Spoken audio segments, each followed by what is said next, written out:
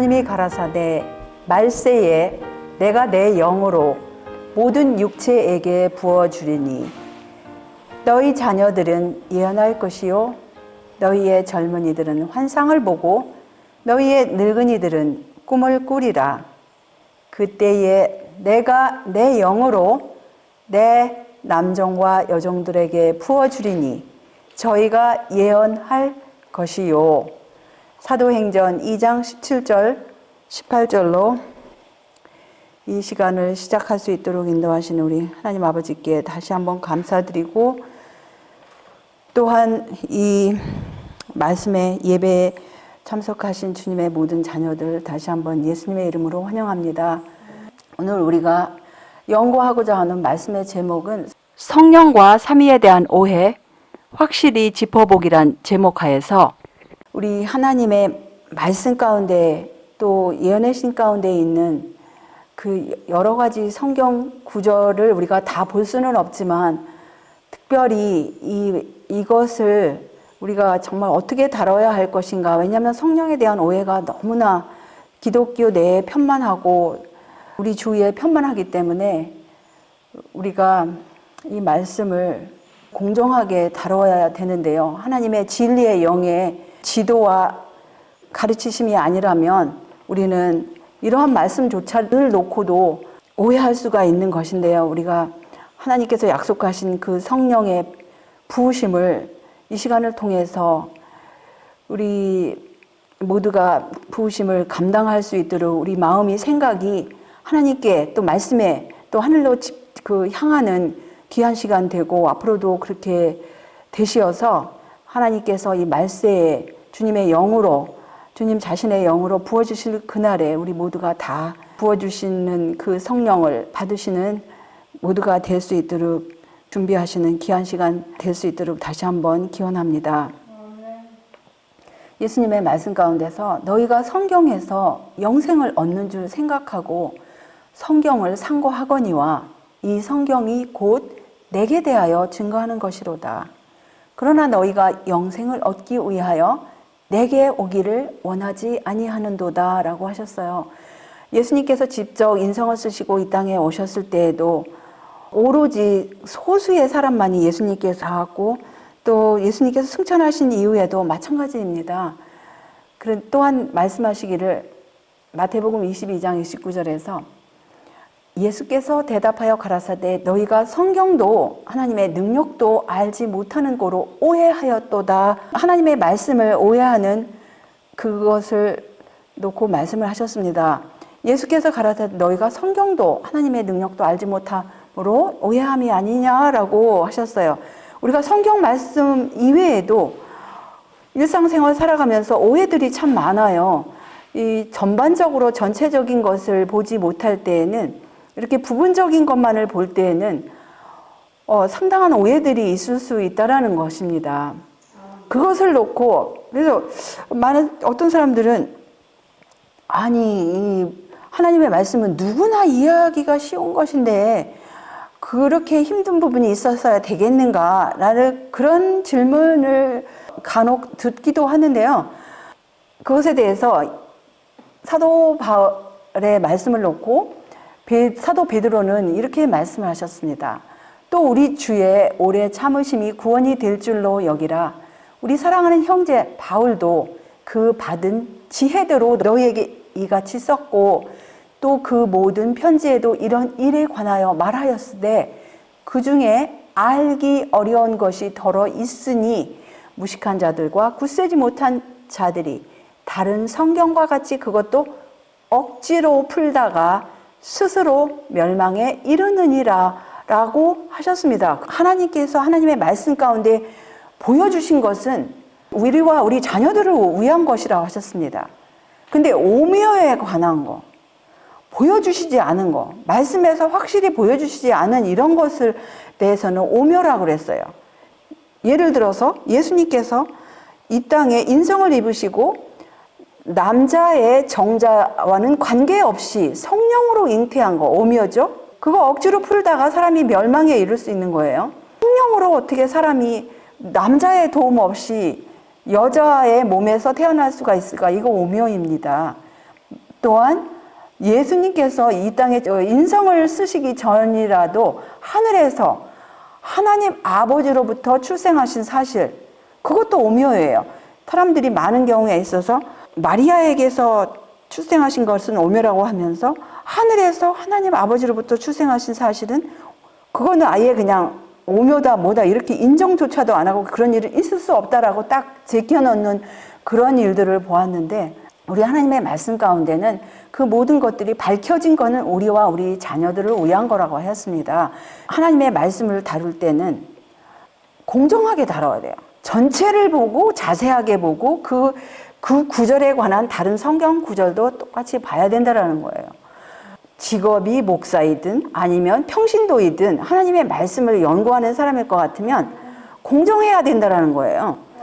그리고 특별히 이제 이런 것을 놓을 때는 그건 판사는 공정해야지, 검사나 검찰직에 있는 사람도 공정해야지, 그 사람들도 물론 모든 일에 있어서 공정해야 되지만 특별히 하나님의 말씀을 연구하는 우리들로서는 모든 말씀들을 놓고 공정해야 된다는 거예요.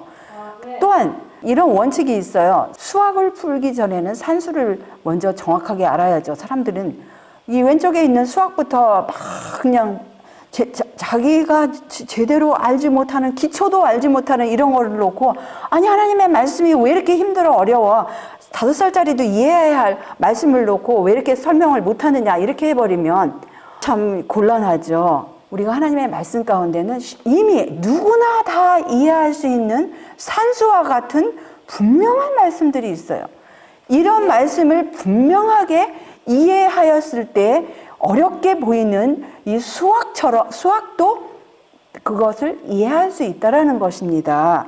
이러한 사실을 우리가 이해하지 못할 때는 우리에게 어려워 보이는 저 수학과 저렇게 힘들어 보이는 저 수학부터, 수학과 같이 보이는 하나님의 어려운 말씀을 먼저 그거를 빨리 풀어내라, 이것만 가지고 이 사람들에게 설명을 해라, 이렇게 하는 것은 참 곤란하죠. 산수와 같은 쉬운 것부터 먼저 이해한 사람에게 이 어려운 수학이 의미가 있는 것이지, 아주 쉬운 말씀은 다 제껴놓고 어려운 말씀만 가지고 하나님의 말씀을 이해하겠다, 그렇게 하는 것은 억지를 부리는 거예요. 그래서 우리는 어떤 주제가 있을 때에는 이 일요일과 안식일을 놓고 일요일이 주일이냐 안식일이 주일이냐 할 때는 일요일이라고 한 단어는 없어요. 썬데이 아니면 일요일은 없고, 물론 첫째 날이라는 것은 성경에 10손가락 안에 꼽히는 그런 몇 말씀이 있는데, 그 첫날을 주일로 기억하여 거룩히 지키라라는 말씀은 하나도 상관이 없는 말씀들입니다. 그런데 안식일을 기억하여 거룩히 지키라는 말씀은 이 안식일이라는 단어를 놓고 여러 방면으로 볼 때 우리가 예수님의 말씀 보시면은 내가 율법이나 선지자나 폐하러 온 줄로 생각지 말라. 폐하러 온 것이 아니요 완전케 하려 함이로다. 진실로 너희에게 이르노니 천지가 없어지기 전에는 율법의 1.1핵이라도 반드시 없어지지 아니하고 다 이루리라는 그런 말씀을 예수님께서 분명하게 남기셨습니다. 그리고 성경의 마지막 책에도 그 계명을 지키는 자가 그 거룩한 성에 들어가리라는 말씀이 22장 14절, 물론 그것은 직역할 것 같으면 그렇고, 그 두루마기를 빠는 자들이 복이 있다라고 하였는데, 성경 말씀에는 성령 하나님이라는 말씀은 하나도 없어요. 근데 하나님의 영에 대해서는 여러 군데가 나옵니다. 그래서 우리가 성령 하나님이 맞냐, 하나님의 영이 맞냐, 성령에 대해서 우리가 연구를 하고 싶으면, 그러면 우리가 영에 대해서 적어도 좀 많이 찾아봐야 돼요. 영에 대한 성경 구절, 구약, 신약을 다 합쳐보면 이 정도 나옵니다. 500개 이상이 나와요. 그런데 구약과 신약을 다 살펴봐도 성령 하나님이라는 단어, 그것은 한 번도 나오지가 않아요. 물론 어떤 성경 구절은 사람들이 개체처럼 보이는 성경 구절이 있기 때문에 이거 개체가 아니냐 이렇게 오해들을 할 수도 있어요, 처음에. 그런데 영에 관한 모든 그런 오해가 있을 때에는 적어도 공정한 저울이 되기 위해서, 공정한 판단을 내리기 위해서는 이 성경절들을 좀 찾아보라는 거예요. 그런 성경절들을 다 찾아보지도 아니하고 무조건 이해하지 못하는 오해한 성경절 몇 개를 놓고 판단을 내리는 거는 공정한 판사나 검사나 검찰직이나 목사가 될 수가 있겠어요? 하나님 보시기에 어떻게 공정하다고 하겠어요? 하나님께서는 성령에 대해서 이해하라고 하나님의 영, 하나님의 신, 주의 영, 주의 신, 나의 영, 나의 신, 그리스도의 영, 예수의 영, 예수 그리스도의 성령, 이런 식으로 많이 남겨놓으셨는데 그런 말씀 다 제외하고 오해하는 거 한두 가지만 놓고 성령은 성령 개체가 있고 성령 하나님이니까 삼위일체가 맞다, 이렇게 막 주장을 할 것 같으면 그것은 하나님 보시기에는 너가 공정하냐? 하나님의 말씀을 너가 두루 다 받느냐? 하나님께서 분명히 심판을 하실 거예요. 그래서 우리는 하나님의 심판대 앞에 있습니다. 말씀을 우리가 펼 때에는 하나님 앞에서 진리의 성령의 인도하심과 진리의 성령의 가르침을 받아야 돼요. 그렇지 않고는 하나님의 말씀을 이런 성경절, 예수 그리스도의 성령이라고 하고 그 아들의 영을 그 아들의 영은 무슨 영이에요? 여기는 구체적으로 그 아들의 영이라고 그랬어요. 그 아들의 영은 예수님의 영이에요. 예수 그리스도의 성령을 받은 자만이 아바 아버지라고 부른다고 하셨습니다.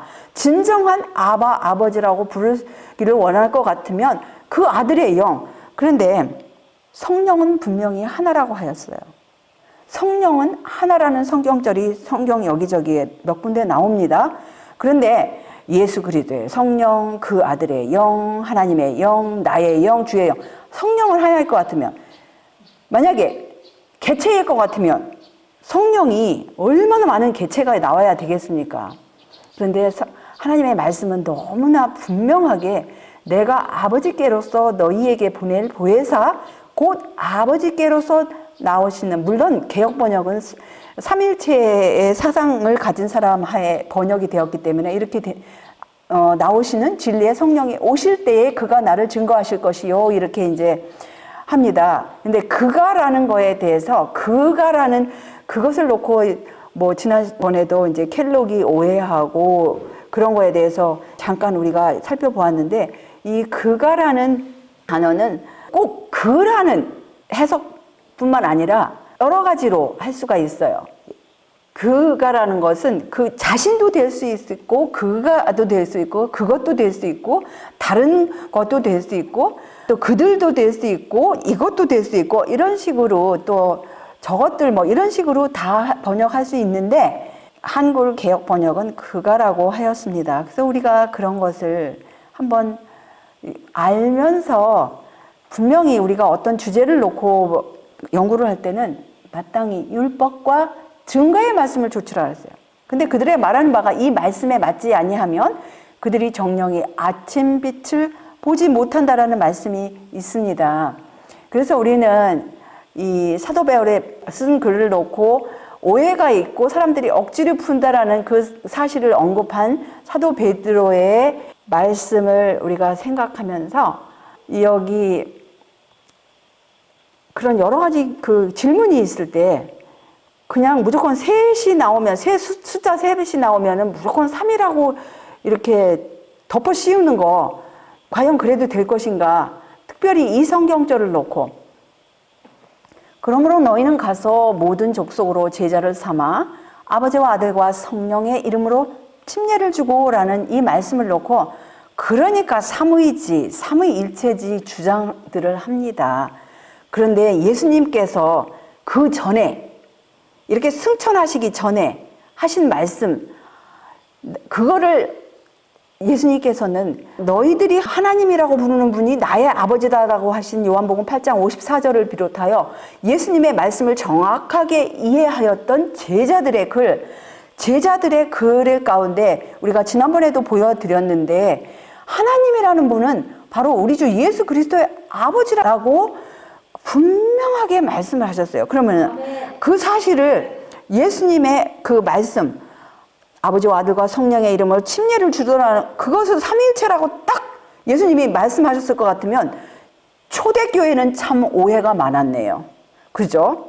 만약에 예수님의 말씀이 아버지와 아들과 성령의 이름으로 침례를 베푸르라는 그 말씀을 삼위일체라고 예수님이 의도를 했을 것 같으면 이 사도들의 모든 편지서의 인사 앞부분에서는 하나님 곧 우리 주 예수 그리스도의 아버지라고 하였는데, 그러면 이 초대교회는 예수님의 말씀을 너무 많이 오해를 하였든지 아니면 오늘날 그 이후로 초대교회 이후로 예수님의 말씀 마태복음 28장 19절을 오해하였든지 둘 중에 하나가 아니겠어요? 우리는 생각을 해야 돼요. 어떤 말씀을 있으면 무조건 한 말씀을 놓고 단정을 하고 결정을 하지 말고 그럼 초대교회가 오해를 했나? 아니면 내가 오해를 했나? 초대교회가 오해한 것을 기록한 것은 그럼 하나님의 영감의 글이 아니어야 되는데 하나님의 모든 말씀은 하나님의 영감으로 됐다고 그랬어요. 이 말씀과 마태복음 28장 19절 삼위일체라고 주장하는 거는 완전히 이 삼치가 되는데, 그러면 그 마태복음 28장 19절의 말씀을 우리가 어떻게 받아들여야 할 것인가? 왜냐하면 여기서도 분명히 이 제자 마가는 하나님의 아들 예수 그리스도 복음의 시작이라고 했어요. 그래서 그 복음서의 사복음서의 마가복음의 그 첫 서두를 하나님의 아들 예수 그리스도. 삼위일체가 만약에 이렇게 진정하게 하나님의 아들 예수 그리스도를 할 것 같으면 하나님의 아들 되고 이 삼위일체의 하나님 되고, 이게 좀 너무 혼란스럽죠. 그래서 우리는 이런 혼란을 무조건 삼위라고 하는 거 살펴봐야 돼요.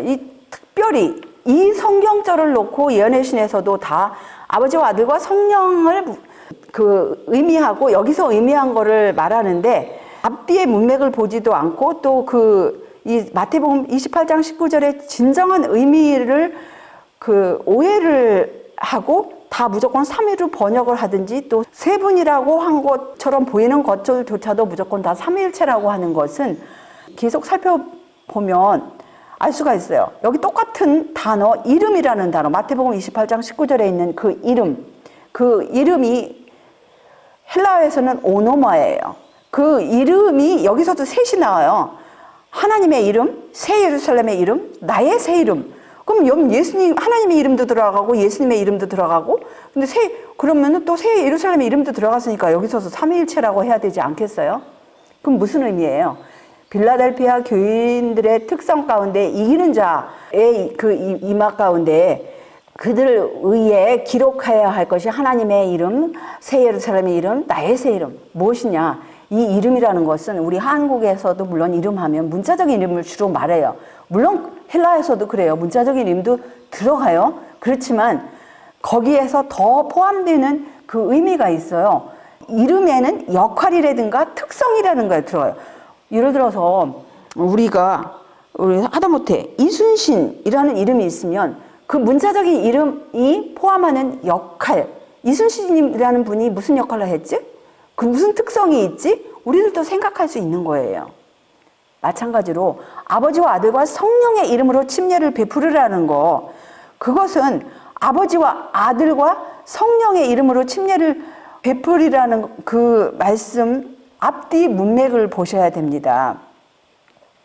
예수께서 나와 일러 가라사대 하늘과 땅의 모든 권세를 내게 주셨으니 그러므로 너희는 가서 모든 족속으로 제자를 삼아 아버지와 아들과 성령의 이름으로 침례를 주고 내가 너희에게 분부한 모든 것을 가르쳐 지키게 하라. 볼지어다 내가 세상 끝날까지 너희와 항상 함께 있으리라고 하셨어요. 여기 보시면 앞부분을 보시면 지금 하늘과 땅의 모든 권세를 받으신 분이 누구십니까? 예수님이세요. 하늘과 땅의 모든 권세를 받으셨다라는 것은 무소부재할 수 있는 능력도 있으시고 전지전능할 수 있는 능력, 예전에 인성을 쓰시기 전에 모든 능력을 받으신 거예요. 하늘과 땅의 모든, 그리고 인성까지 경험을 하셨으니까 사람들에게 보혜사가 될 수가 있어요. 그리고 세상 끝날까지 항상 함께 하실 수 있는 분이 누구신가? 바로 예수님이에요. 다른 분이 아니에요. 또 다른 분이 아니고, 그러면 아버지와 아들과 성령의 이름으로 침례를 주라는 것은 무슨 의미일까요? 우리가 구약과 신약을 이해하기 위해서는 아버지의 특성, 권위, 아들의 특성, 권위, 성령의 특성, 권위를 이해하지 않고는 이 성령이 하나님의 영, 아들의 영인 그 특성과 또 예수님께서 성령으로 늘 함께 하시는 그 특성을 모를 것 같으면 상당한 오해가 있을 것을 아시고 침례를 받기 전에는 반드시 아버지에 대해서, 아들에 대해서, 성령에 대해서 가르치고 침례를 베풀으라는 거예요. 하늘과 땅의 모든 권세를 가지신 분이 누구신가? 또 세상 끝날까지 항상 함께 하시는 분이 누구신가? 왜 어떻게 함께 하시는가? 그분의 성령으로 함께 하신다라는 거예요. 아버지와 아들의 영으로 함께 하시는 거, 이거를 분명히 예수님께서 의미하시고 또 예언의 신 가운데서도 그런 의미에서 이 아버지와 아들과 성령의 그 이름, 근데 이제 세 분이라고 한 것처럼 보이는 군데가 있어요. 그것은 아버지와 아들의 영으로 성령으로 역사를 해서 마치 세 번째 분처럼 그렇게 보이기 때문에 그렇게 표현한 것인데, 그걸 놓고 그런 것이 예언의 신 가운데 손꼽을 정도로 몇 군데가 있어요. 우리가 수년 동안 이런 문제를 다뤄왔기 때문에 어떤 새로운 분들이 이제 이걸 공부하시면 이제 공격을 받죠. 그 다음에 이제 자료를 또 이제 서로가 이렇게 막 그런 자료로다가 다른 성령에 대해서는 다른 거 말 하나도 안 하고 자기네들이 오해하는 거 몇 가지, 몇 페이지를 공격을 한다거나 이렇습니다. 그런데 그건 참 하나님 보시기에 공정한 처사일까요? 아니, 성령에 대해서 그렇게 많은 성경절들은 싹 빼놓고 완전히 본인들이 오해하는 성경절을 놓고 그거를 놓고 성령 하나님이라 하면서 삼위일체라고 주장할 것 같으면 참 하나님 보시기에는 얼마나 답답하실까요?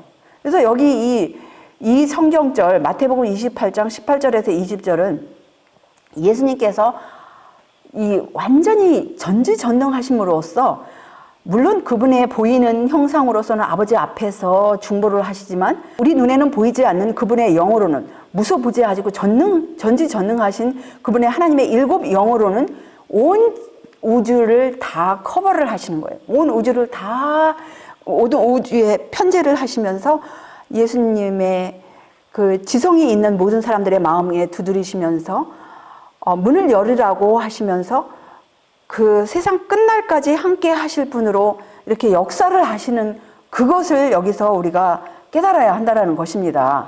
그래서 그 셋이면은 무조건 3위로 번역을 해놓고 또 무조건 그렇게 오해를 하면서 부분적인 것만 가지고 우리가 이 주제를 다루지 말라는 거예요. 그래서 우리는 이 숲속을 바라보기 위해서는 나무뿐만 아니라 전체를 바라보고 이것이 이 나무 하나하나가 이루어져서 숲속이구나라는 것을 멀리를 볼 것 같으면 가까이서뿐만 아니라 멀리서도 보고 가까이 멀리 이렇게 바라보라는 거예요. 그래서 어떤 때 한 군데만 바라보다가는 숲을 볼 수가 없어요. 그래서 우리는 이 사람 속에 영이 있듯이 하나님의 사정을 가장 잘 알 수 있는 분은 누구예요? 하나님의 영이에요. 하나님의 영. 우리 각자의 마음을 누가 이해합니까? 우리 각자의 기쁨과 슬픔과 그 모든 그 영의 활동은 우리 자신과 하나님밖에는 몰라요. 옆 사람이 아무리 친해도 그 영 속에 그 모든 활동은 하나님과 우리 자신밖에는 모르듯이 하나님의 사정도 하나님의 영 이외에 누가 아느냐 이거예요. 그래서 우리가 정말 하나님의 영을 받고자 할 것 같으면 하나님께로 온 영을 받아야 돼요. 하나님에게서 나오는 그 영을 받아야 된다는 거예요. 그래서 예언의 신 가운데서도 이 성령의 역사는 분명하게 가르쳐진 진리라는 것을 인정을 해요.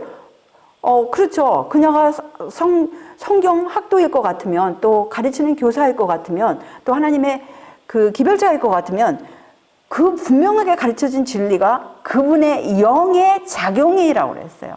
눈에 보이지 않는 그분의 영의 작용을 뭐 다른 분이라고 하지 않았어요. 그래서 우리는 솔직히 이 짧은 시간에 여러 말씀을 보여드릴 수 있지만 어쨌든 그녀의 글 가운데 삼위일체라는 단어, 성령 하나님이라는 단어를 한 번도 사용한 적이 없어요.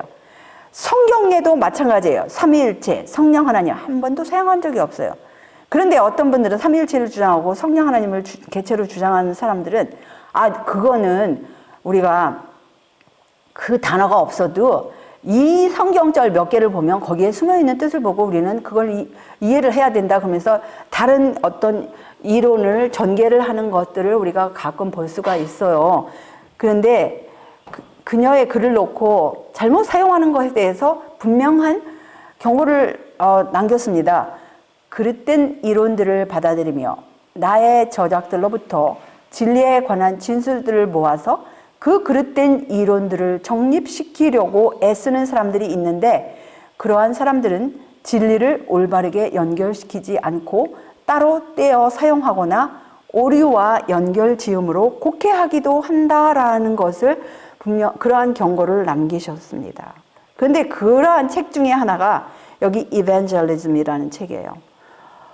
이 복음 전도라는 이 책이 언제 편집이 되었냐면 1946년에 엘렌 화이트의 원 글들을 여기저기서 조금씩 이렇게 뽑아서 편집을 한 책인데 물론 다른 좋은 내용도 있습니다.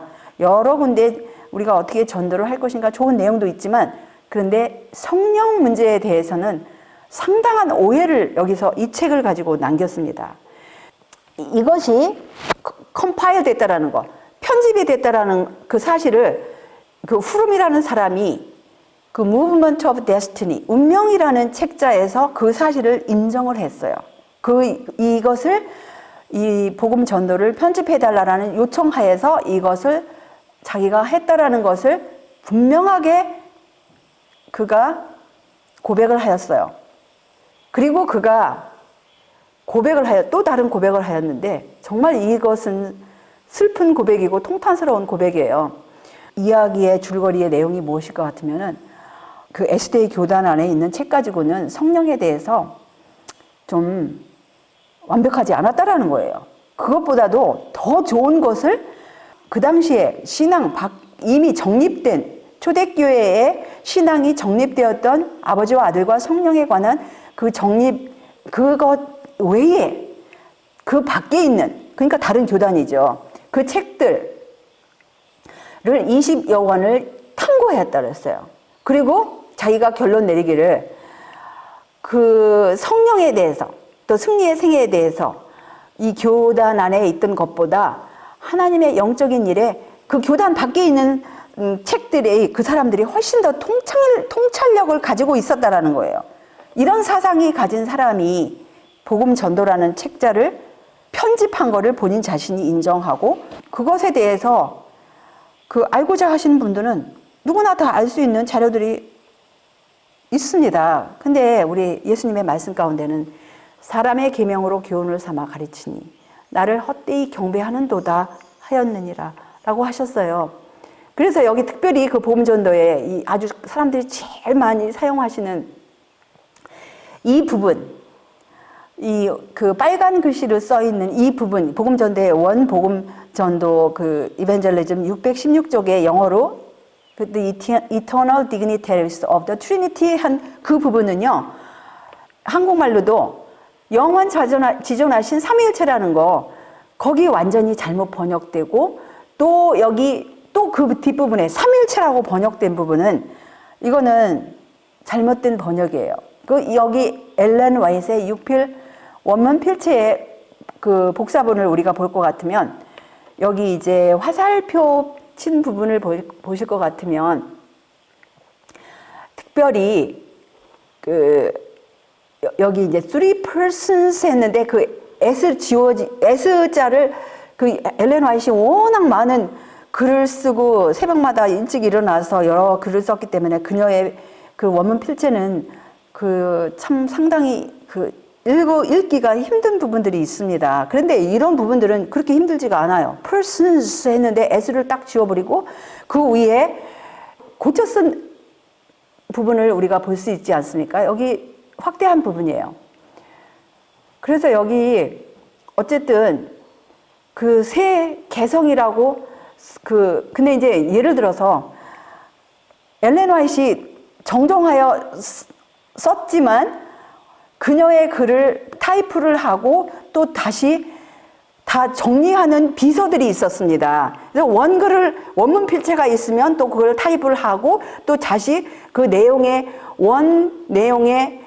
빗나가지 않으면 엘렌 화이트이 승인을 하고 그대로 해라 한 그런 것들이 그 원문 필체와는 그 나중에 그 비서들이 또 다시 그것을 매끄럽게 한 그런 내용하고는 약간의 영어가 다른 부분들이 있어요. 우리가 그거는 그 사실에 대해서 아시는 분들은 다 알아요. 아무튼 원문 직역은 이 세 위대한 능력들이라 위대한 세 능력 아버지와 아들과 성령의 이름으로 이것은 뭐냐? 그 마태복음 28장 19절에 그 의미를 두고 하시는 것인데 아무튼 여기서 나타내 주시는 분이시다 하면서 세 분이 있는데 이런 식으로 했습니다. 근데 세 분이라 해도 문제가 사실은 없어요. 근데 세 분이라고 해도 왜 문제가 없느냐? 꼭 세 분처럼 예수님께서 하늘 지성소에서 그분의 형상의 모습으로 아버지 앞에서 중보하시는 그것뿐만 아니라 그분의 영으로 임하기 때문에 세 분처럼 그렇게 말해도 그 성경의 원래의 뜻을 우리가 진짜로 이해할 것 같으면 그 말은 세 분이라고 하지만 세 분이 아니고 예수님께서 마치 세 번째 분처럼 그렇게 역사하시는 것이다라는 것을 우리가 이해할 수가 있는 것인데 또 근데 여기 또 이제 최근에 어떤 분이 이런 또 것을 인용을 하면서 그 오역한 부분만 가지고 자료를 가지고 이렇게 시간을 쓰는 것을 보았는데요. 그 오역한 부분이 뭐냐? 그는 삼위 하나님 중에 한 분이셨다. 근데 원문을 직역할 것 같으면 신성은 여전히 그분의 것이었다. 이렇게 해야 돼요. 같습니까? 지금 내용이? 완전히 달라요. 완전 달라요. 예수님께서 인성을 쓰신 동안에도 신성은 여전히 그분의 것이었다라는 의미예요. 어떻게 여기가 인성을 쓰신 동안에도 어떻게 그렇게 이상하게 번역을 할 수가 있는지 모르겠습니다. 아무튼 이 글을 놓고 이렇게 번역을 하고 그것을 가지고 시간 쓰는 것을 보았는데 이 똑같은 내용이 시대의 소망에서는 제대로 번역을 하였어요. 근데 물론 어떤 때는 이제 그 번역이 점점 약간씩 세월이 흐르면서 변동된 사실도 있지만 다행히 여기는 그대로 있었던 것을 우리가 그 똑같은 내용이 그 조금 전에 보신 Signs of Times 그 내용이 여기서는 제대로 번역이 돼서 똑같은 내용이에요. 동일한 말씀이에요. 그분이 자신을 낮추어서 인성을 쓰고 인간이 되셨을 동안에도 신성은 여전히 그분의 것이라는 것을 번역을 여기서는 똑바로 하였습니다. 근데 아무튼 간에 또 이런 부분이 있어요. 여기서 죄는 신성의 3인칭 아니면 세 번째의 강력한 작용을 통하여 물리칠 수 있고 이겨낼 수 있으며 라는 것인데 원래는 이 the third person of the Godhead를 갖다가 사실은 소문자예요. 그녀의 그 원래 시대의 소망 1898년자에 그것을 보시면은 소문자로 되고 그런데 여기서 이제 여기는 똑같은 비슷한 내용인데 여기는 이제 TM에서 392쪽에 있는 그 내용인데 이것이 특별 증언에 있는 그 내용이에요. 그런데 이것을 여기서도 보실 것 같으면 지금 위에서 8번째 오른쪽 맨 오른쪽에 보시면 the third person of the Godhead 해가지고 오른쪽 위에서부터 8번째 줄 맨 오른쪽에 third person 그 T 소문자예요? 대문자예요? 소문자죠. 근데 그것을 대문자로 이렇게 여기서는 분명히 이 특별증언에서는 소문자예요. 그런데 여기 TM에서는 똑같은 글을 인용한 TM에서는 대문자로 고쳤어요. 차이가 있어요, 없어요? 사람들이 오해할 여지가 있어요. 우리가 사전에서 보실 것 같으면 제3인칭 아니면 제3자라고 여기서 분명히 보실 수 있죠. 그래서 3인칭 예법이 예수님께서도 말씀하셨을 때 니고데모에게 말씀하신 요한복음 3장 16절도 3인칭이에요. 마치 하나님이 세상을 이처럼 사랑하사 나를 주셨으니 이렇게 직접적으로 말씀하시지 아니하시고 마치 제3자처럼 제3자 요법으로다가 이렇게 사용을 하셨습니다. 그리고 그 우물가에 그 물들어 나왔던 여인에게도 같은 3인칭 표현법에 그것을 사용하시고 또 그 소경되었던 날 때부터 소경되었던 그 사람에게도 네가 나를 보았거니와 이렇게 하시지 않고 네가 그를 보았거니와 지금 너와 말하는 자가 그이니라 라고 이렇게 3인칭 요법을 사용하셨고요. 근데 우리가 그렇게뿐만 아니라 신성의 세 번째 분으로도 우리가 이해할 수 있는 것이 신성의 첫 번째 분은 누구셔요? 하나님 아버지 모든 만물의 근원이세요. 고린도전서 8장 6절 만물의 근원 되신 분이세요. 그 다음에 아버지와 신성을 본체의 형상을 똑같이 받으셨지만 그렇지만 그분은 하나님 아버지가 아니고 하나님 아버지의 아들 독생자 되신 그리스도 인성 쓰시기 전에 그 그리스도예요. 하나님의 아들이세요. 근데 인성을 쓰신 이후에는 인성을 체험하신 그 분은 마치 신성의 세 번째 분처럼 되신 것을 우리가 그런 식으로도 이해할 수 있다는 거예요.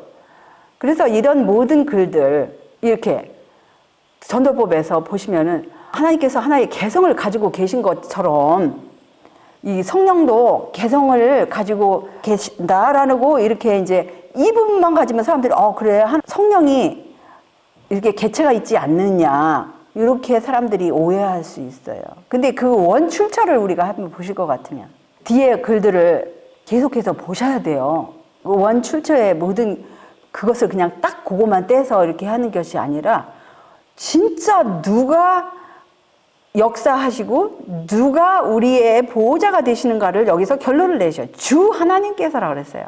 그럼 성경에서 주 하나님이 누구시라고요?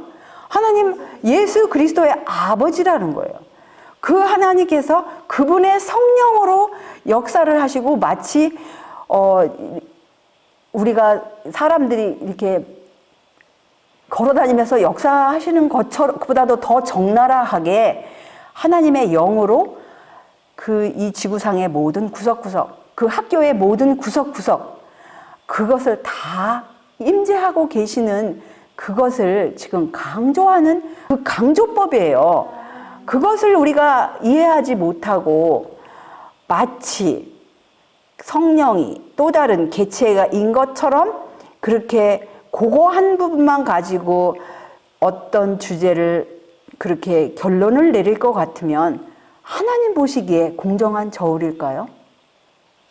정말 우리는 성경에 있는 그 주제에 관련된 모든 것들을 찾아봐야 돼요.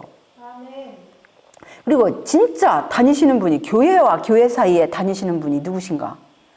여기 보시면 에베소 교회의 그 사자에게 편지하기를 오른손에 7벼를 붙잡고 7 금촛대 사이에 다니시는 이가 가라사대 하셨어요. 그러면 지금 모든 권세를 받으신 분, 또 세상 끝날까지 함께 하시는 그분께서 이렇게 그 교회와 교회 사이를 몸으로 직접 다니신다라는 의미일까요? 그 다음에 이 성경, 이 교회의, 7 교회에 소개할 때마다 그 교회의 맨 마지막 부분 뭐라고 말씀하셨어요? 기억하십니까? 성령이 교회들에게 하시는 말씀을 들을지어다. 그렇게 각 교회마다 말씀하셨어요. 그럼 여기는 그 7 금촛대 사이에 다니시는 그 누구예요? 바로 예수님이시잖아요. 오른손에 7별 붙잡으시고 7 금초대 다니시는 이 1장에서는 이분이 분명히 예수님이라고 소개했어요. 그러면은 이 다니시는 분이 가라사대 했어요. 그런데 이 교회의 마지막 절에는 성령이 교회에게 하시는 말씀을 들으시오다. 그러면 이걸 어떻게 예수님도 말씀하시고 성령 개체가 되면 성령님도 말씀하시고 이게 좀 혼란스럽죠. 예수님께서 그분의 성령으로 가르치시고 진리의 영으로 인도하신다라는 거예요. 그래서 우리는 한 분 하나님에 대한 그 이해, 거기에 대한 이해가 분명하고 그분의 영으로 온 천지 만물에 역사하시고 그분의 영으로 창조하시고 그것을 우리가 이런 성경절 가운데서 오해 없이 하나님은 한 분이시라는 것. 또 중보도 한 분. 바로 그분이 예수 그리스도이신데 예수님께서 세상 끝날까지 어떻게 함께 하셔요? 그분의 영으로 함께 하신다라는 거예요. 그분 하늘 성소에서 봉사하시는 한편 그분의 영을 통하여 여전히 지상 교회를 섬기신 자가 된다라는 말씀이 분명히 있습니다. 하나님이 한 분이시고 중보도 한 분이시라면 이 삼위일체 교리가 여기서도 벌써 이거는 일치가 되지가 않습니다.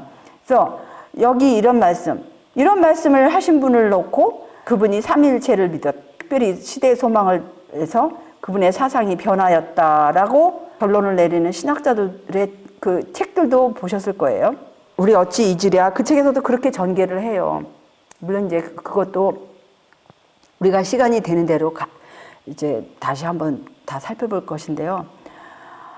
여기서는 분명히 이 똑같은 동일한 책에서 신성의 삼위라고 번역한 책에서 여기서는 예수님께서 어떻게 봉사를 하고 계시는가? 하늘 성소에서 봉사를 하신다고 그래요. 그런데 그분의 영을 통해서 여전히 지상교회를 섬기는 자가 되신다 그랬어요. 지금 한 책을 놓고 한 저자를 놓고 이렇게 그 양반이 삼위일체를 믿었다.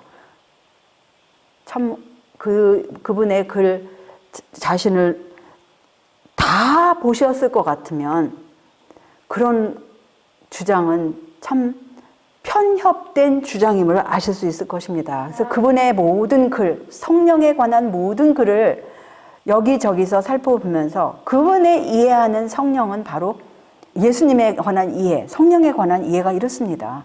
편재하시는 예수님께서 어떻게 편재하실 수 있나? 그분의 영을 통해서 시편 139편 7천 하나님께서 편재하시는 것처럼 예수님도 하늘과 땅의 모든 권세를 받으신 예수님도 그렇다라는 거예요. 그러니까 예수님은 더군다나 인성을 체험하셨기 때문에 하나님과 사람 사이에 유일한 중보가 되실 수 있는 거예요. 하나님과 사람 사이에 유일한 중보가 되실 수 있는 자격이 오로지 예수님께만 속하였다라는 거예요. 만약에 성령 하나님이라는 분이 계셨을 것 같으면 인성을 체험하셨나요? 아니요. 중보자의 자격이 있으신가요? 없어요. 죄송합니다. 우리가 하나님께서 주신 이 상식을 놓고도 생각할 때 하나님과 사람 사이에 중보가 되시려면 적어도 하나님도 되셔야 되고 사람도 되셨던 경험이 있어야 돼요. 그래야 중보를 하죠.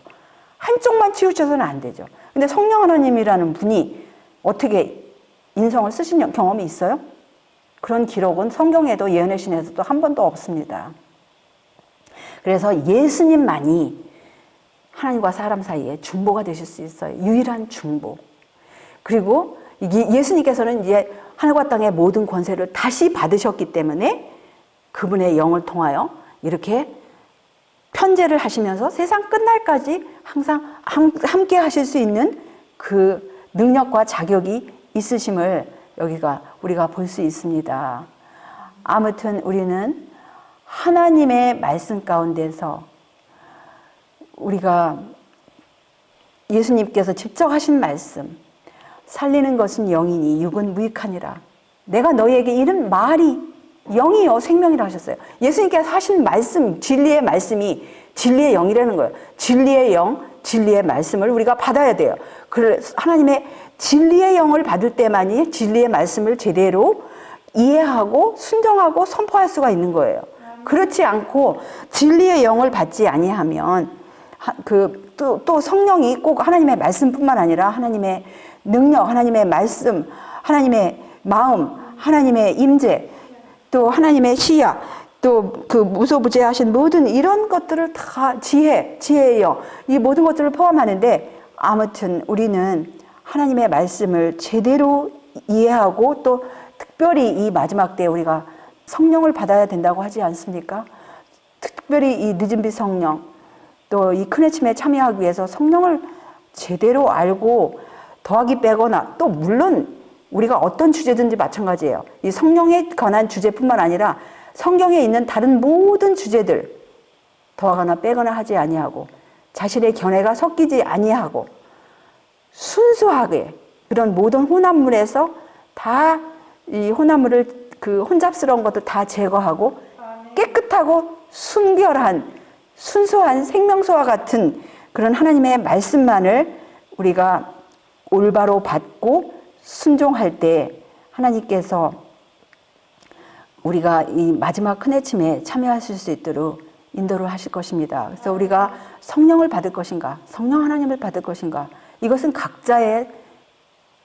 각자가 선택할 문제예요. 하나님의 모든 말씀을 연구하지 아니하고 우리가 함부로 결론을 내리는 그런 우에서 우리가 벗어나서 하나님의 말씀을 제대로 받고 제대로 이해하고 순종하는 우리 모두가 되시기를 바라면서 말씀을 여기서 줄이겠습니다. 아멘.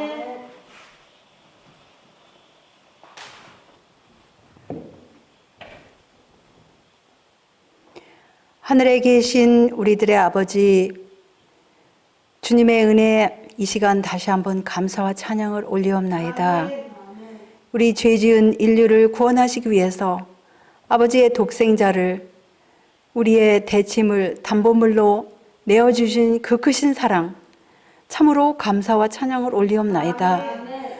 그런데 그 크신 사랑을 오해하고 또 무엇보다도 우리 구세주 예수님의 말씀, 아버지와 아들과 성령에 관한 이 말씀을 오해하는 주님의 자녀들 혹시 있습니까? 주여, 이 시간을 통해서 다시금 그 오해에 관련된 성경 구절들을 다시금 살펴보고 하나님의 모든 말씀을 살펴본 다음에 그 마음들에 있는 오해들이 안개처럼 사라질 수 있도록 인도하여 주시옵소서. 그래서 하늘과 땅의 모든 권세를 받으신 우리 구세주 예수님께서 세상 끝날까지 주님의 자녀들과 늘 항상 함께 하시겠다는 그 약속이 우리 모두와 함께 하고, 또한 이 마지막 때에 하나님의 말씀을 제대로 이해할 뿐만 아니라 순종하고, 또 이 마지막 그 늦은빛 성령의 큰 아침에 우리 모두가 다 참여하는 귀한 자녀들 될 수 있도록 날마다 우리를 지도하시고 인도하여 주시옵기를 우리 구세주 예수님의 이름으로 간절히 기도 올리옵나이다. 아멘.